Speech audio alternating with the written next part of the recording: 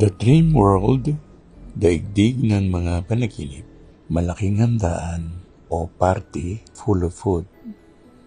Sa panaginip na iyon, kung ikaw ay nasa isang malaking venue na may malaking handaan, magandang panaginip, maswerte, dahil ikaw ay maraming biyaya na matatanggap. Lalo nga't kung kumakain ka na may kasama ka. Ibig sabihin yun, magdadala ito sa iyo ng kagalakan at malaking kayamanan ang darating sa iyo.